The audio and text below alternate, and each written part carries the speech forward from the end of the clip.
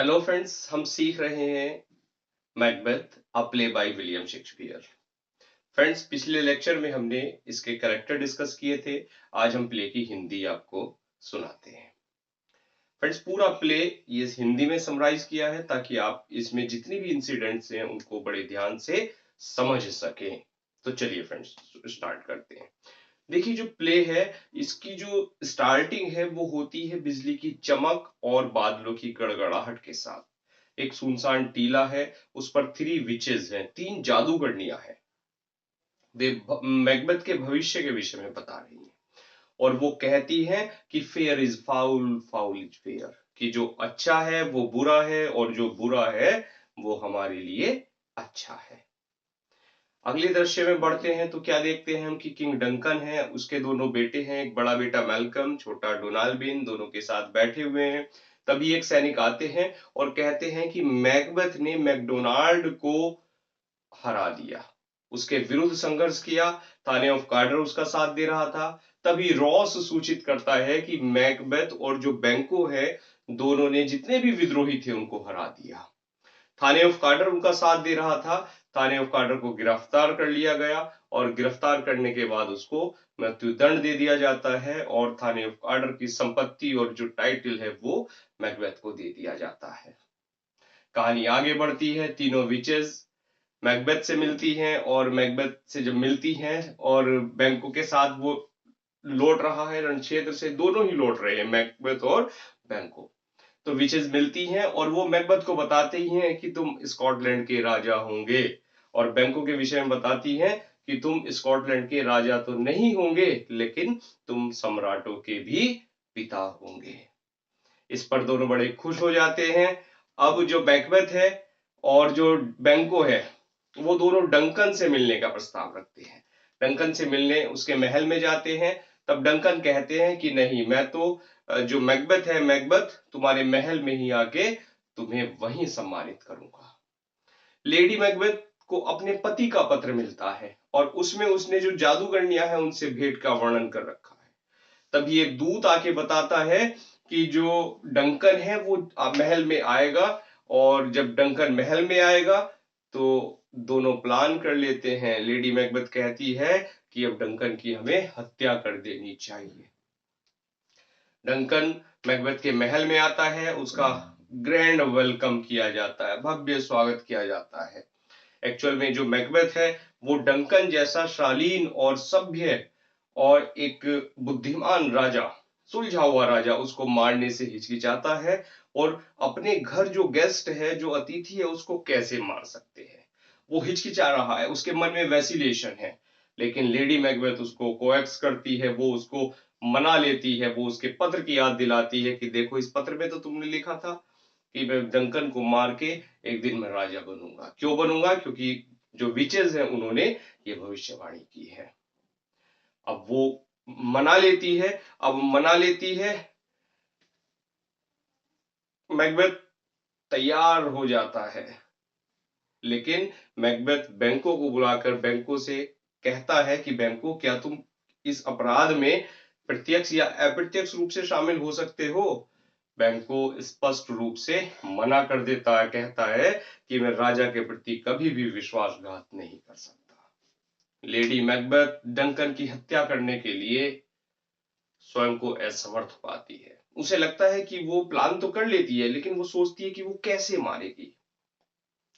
तभी मैकबेथ खून से सना एक खंजर लेकर आता है और कहता है कि उसने डंकन को मार दिया। और डंकन की हत्या पहली हत्या होती है प्ले के अंदर। कौन से एक्ट में होती है फ्रेंड्स? एक्ट सेकंड में और सीन सेकंड में। क्लियर?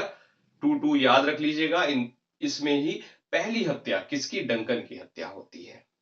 अब लेडी मैकबेथ जो खंजर पर जो ब्लड लगा हुआ है उसको जो गार्ड हैं, पर्सनल गार्ड्स हैं डंकन के, उनके चेहरे पर लगा देती है ताकि उनको हत्यारा घोषित किया जा सके। डंकन से पहले ही समय लिया था मिलने के लिए मैकडफ ने और लेनॉक्स ने, दोनों आते हैं। जब वो आते हैं तब कहीं जाकर डंकन की हत्या का राज खुलता है। मैकबेथ ये बताने के लिए कि ये जो 2 गार्ड हैं इन्होंने ही किंग डंकन की हत्या की है और इसके लिए वो बदला लेता है, कहता है कि मैं बदला ले रहा हूं, और वो दोनों जो निर्दोष दोनों गार्ड हैं उन दोनों गार्ड को मार डालता है। राजा डंकन के जो दो बेटे हैं, बड़ा मेलकम, छोटा डोनाल्ड बेन। मेलकम इंग्लैंड भाग जाता है, डोनाल्ड बेन आयरलैंड भाग जाता है। और फ्रेंड्स, हाँ, एक जस्टिफिकेशन दे दूं, पिछले वाले लेक्चर में ये दोनों भाग जाते हैं, स्कॉटलैंड से भाग जाते हैं, और मैं वहां कह गया था कि स्कॉटलैंड भाग जाते हैं। क्लियर? तो बड़ा कंफ्यूजन हो गया, दोनों स्कॉटलैंड नहीं जाते, एक जाता है कहां, इंग्लैंड, और दूसरा जाता है आयरलैंड। क्लियर? उसको आप ठीक कर ले क्वेश्चन को। और क्यों भाग जाते हैं? उन्हें लगता है कि जब हमारे फादर की हत्या हो गई है तो कहीं ऐसा ना हो कि हमें भी मार डाला जाए। इसी बीच जो मैकबेथ है, मैकबेथ की ताजपोशी होती है और वो बन जाता है सम्राट। थर्ड एक्ट आगे बढ़ता है, ये दोनों एक्ट की कहानी है। आगे थर्ड एक्ट में हम बढ़ते हैं तो क्या देखते हैं कि जो बैंको है वो देखता है कि मैकबेथ के जो भविष्यवाणी है वो पूरी हो गई है, तो उसे लगता है कि उसकी जो भविष्यवाणी की थी उसके लिए वो भी एक दिन सत्य होगी और उसके बेटे स्कॉटलैंड के राजा बनेंगे। लेकिन उसका जो बेटा है फ्लियंस, लेकिन मैकबेथ को संशय है। मैकबेथ सोच रहा है कि जो बैंको है और फ्लियंस है, अगर मेरी भविष्यवाणी सही हुई है, विचेज ने जो की है, तो जो भविष्यवाणी है बैंको और उसके बेटे की, फ्लियंस की राजा बनने की, वो भी एक दिन सत्य होगी। इसलिए वो प्लान करता है, बैंको और फ्लियंस के मर्डर को प्लान करता है। प्लान करता है कि एक दावत पे इनविटेशन दिया जाए दोनों को और वहीं इन दोनों की हत्या कर दी जाए। अब मार दिया जाता है, दावत पे बुलाया जाता है, बुला के मार दिया जाता है, दोनों को मारने की साजिश से मार दिया जाता है, लेकिन मार दिया जाता है किसको? बैंको को। उसका जो बेटा है फ्लियंस, वो बच के किसी तरह वहां से भाग जाता है। अगले दृश्य में हम देखते हैं कि जो शाही दावत जारी है, उस दावत में क्या होता है कि जो बैंकों का भूत वो मैकबेथ को दिखाई देता है, बिल्कुल हॉन्ट करता है उसको, वो परेशान हो जाता है, उसका व्यवहार असामान्य हो जाता है। लेकिन जो लेडी मैकबेथ है वो क्या करती है, वो उसको समझा देती है, वो उसको इस तरह से एक्सप्लेन कर देती है कि जो गेस्ट्स है वो इस तथ्य को समझ नहीं पाते, और इसके बाद वो दावत को ही वहां से सस्पेंड कर देती है, कह देती है अब दावत बंद। Clear friends? लेनॉक्स एक मित्र से कह रहा है कि बैंकों की जो हत्या है उसमें मैकबेथ का हाथ हो सकता है, लेकिन लेनॉक्स इस बात को कहता तो है, लेकिन वो एक व्यंग के लहजे में कहता है। उसे ये भी पता है कि अगर उसकी बात को जो मैकबेथ के गुप्तचर है उनको पता लग गया तो उसको मार दिया जाएगा। और आगे कहानी बढ़ती है, पता ये लगता है कि जो स्कॉटलैंड है, स्कॉटलैंड पर आक्रमण करने के लिए जो मैकडफ है, मैकडफ अंग्रेज सेना की सहायता प्राप्त करने के लिए इंग्लैंड भाग गया है। मेलकम पहले ही वहां है, अब मैकडफ भी वहां पहुंच जाता है, और ये सिंबलाइज करता है कि अब जो मैकबेथ है, मैकबेथ का जो पतन है वो निश्चित है। एक्ट फोर्थ में हम पहुंचते हैं, कहानी में देखते हैं कि जो मैकबेथ है वो अंतिम बार बिचेस से मिलता है और अपना भाग्य जानना चाहता है। हिकेट जो विचेस की गॉडेस है वो उन्हें बताती है, वो उन्हें द्विअर्थी आकृतियां दिखाती है, जिनका एक अर्थ कुछ और निकलता है, दूसरा अर्थ कुछ और निकलता है, और मैकबेथ को उसके जो मिसफॉर्च्यून है उसके बारे में उसको वो हिंट दे देती है। लेकिन एक तरफ वो उसको कहती है कि तुम्हें तब तक कोई हानि नहीं हो सकती जब तक जो विरनम का जंगल है वो तुम तक चलकर ना आए, और किसी भी स्त्री से जन्मा कोई व्यक्ति तुम्हें कोई हानि नहीं पहुंचा सकता। मैकबेथ अश्योर हो जाता है कि अब उसका कोई नुकसान नहीं होने वाला है। लिनॉक्स जो मैकडफ के इंग्लैंड भाग जाने की सूचना मैकबेथ को दे देता है, और जब उसे ये सूचना मिलती है तो मैकबेथ गुस्से में हो जाता है और कहता है कि मैं जो मैकडफ है, मैकडफ को और उसके परिवार को सबको ही मैं मार डालूंगा। भाड़े के हत्यारे बुला लिए जाते हैं और बुलाने के बाद मैकडफ की पत्नी और उसके मासूम बच्चों की हत्या कर दी जाती है।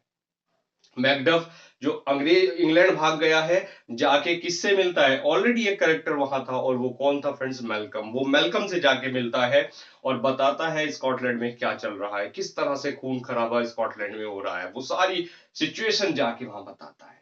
पहले तो मैल्कम को लगता है कि जो मैकडफ है ये कहीं जासूसी तो नहीं कर रहा, उसको उस पर विश्वास नहीं होता, लेकिन बाद में वो संतुष्ट हो जाता है। और जब मैकडफ को पता लगता है कि उसके परिवार की हत्या मैकबेथ ने करा दी है, तब वो मैकबेथ को मार डालने की शपथ खाता है। ये तो था फ्रेंड्स फोर्थ एक्ट। अब फिफ्थ एक्ट में बढ़ते हैं तो देखते हैं कि जो लेडी मैकबेथ है वो पागल हो गई है। पागल होने के साथ साथ उसको एक बीमारी है, नींद में वो चलने लगी है। उसे ऐसा लगता है कि उसके हाथों पर ब्लड लगा हुआ है, ब्लड में उसके हाथ सने हुए, बार बार वो ऐसे अपने हाथों को ऐसे करती रहती है। उसे लगता है कि मेरे हाथों पर जो ब्लड सना है ये छूट जाए। इसके बाद आगे बढ़ते हैं, देखते हैं कि एक तरफ स्कॉटलैंड की सेना है और एक तरफ अंग्रेज सेना है, दोनों खड़ी हुई हैं। और जो मैल्कम कहता है कि जो मेरी सेना है वो कहाँ है, विंडम के वुड में, विंडम के जंगल में वो अपनी सेना को वहां छिपा देता है, अपनी टुकड़ी को। मैकबेथ निराश है, अपने दुर्भाग्य की प्रतीक्षा कर रहा है, लेकिन उसे आशा भी है। आशा क्या है, जब कहा था कि विंडम जब तक चलकर ना जाए तब तक तुम्हारा कुछ नहीं बिगड़ सकता, किसी स्त्री के पेट से जन्मा व्यक्ति तुम्हें कोई हानि नहीं पहुंचा सकता। इन दोनों बातों पर मैकबेथ को आशा भी है कि उसका कोई कुछ नहीं बिगाड़ सकता। आगे कहानी बढ़ती है, विंडम के जंगल में हलचल होती है और जो उनका कमांडर है मैल्कम, वो अपने सैनिकों को कहता है कि तुम सब पेड़ों की डालियां तोड़ लो और डालियां तोड़ने के बाद उनसे अपने शरीर को छिपा लो, ताकि दुश्मन को ये ना पता लग पाए कि तुम्हारी शक्ति क्या है। मैकबेथ को अपने गुप्तचरों द्वारा पता लगा कि उसकी पत्नी की मृत्यु हो गई है। उसकी पत्नी पगलाकर मर गई है। कौन से एक्ट में मरती है फ्रेंड्स? 5.5 यानी एक्ट फिफ्थ के सीन फिफ्थ में मर जाती है। मैकबेथ जीवन से ऊब चुका है। वो कहता है, life is a tale told by an idiot, full of sound and fury, signifying nothing. कि जीवन तो क्या है, एक मूर्ख द्वारा कही हुई कहानी है, इसका कोई अर्थ नहीं है, इसमें कुछ भी नहीं है। मैल्कम के सैनिक मैकबेथ की तरफ बढ़ रहे हैं, युद्ध चल पड़ता है और युद्ध में क्या होता है फ्रेंड्स, मैकबेथ दुश्मन से घिरा हुआ है। मन जाना चाहता है, मन आता है कि आत्महत्या कर ले, लेकिन नहीं, मन आता है नहीं, मैं डटकर मुकाबला करूंगा। यंग सिवार्ड है कैरेक्टर, उसको वो मार देता है। और जो मैकडफ है, मैकडफ को वो चैलेंज करता है। मैकडफ कहता है कि मैं तो अपनी माँ के की डिलीवरी से पहले ही, माँ के प्रसव पूर्व जन्म से ही पहले ही मैं अपनी माँ के पेट को चीरकर बाहर निकला हूं, अर्थात मैं प्राकृतिक रूप से नहीं जन्मा। मैकडफ की ये सूचना, मैकडफ की जब इस बात का मैकबेथ को पता लगता है तो वो शॉक्ड हो जाता है, लेकिन फिर भी वो डट के मुकाबला करता है क्योंकि एक बहादुर सैनिक है। तभी लड़ाई में लड़ते लड़ते जो मैकडफ है, मैकडफ क्या करता है, मैकबेथ का सिर काट देता है। सिर काटने के बाद उसको भाला लेता है और भाले पर उसके कटे हुए सिर को लेकर वो मैल्कम को एक गिफ्ट दे देता है। इंग्लिश और स्कॉटिश सेनाएं आपस में मिलती है। मिलने के बाद एक विजय सेलिब्रेट की जाती है, जश्न, विक्ट्री एक सेलिब्रेट की जा रही है। और ये कह दिया जाता है कि जितने लोगों को मैकबेथ ने सताया है उन सबको हम इकट्ठा करेंगे और उन सबको अब हमारी तरफ से अर्ल की उपाधि दी जाएगी। और जो मैकबेथ और लेडी मैकबेथ के सहयोगी रहे हैं उन पर कानूनी रूप से कार्यवाही करके उन्हें न्यायालय उचित दंड देगा। और इसी के साथ फ्रेंड्स कहानी समाप्त हो जाती है।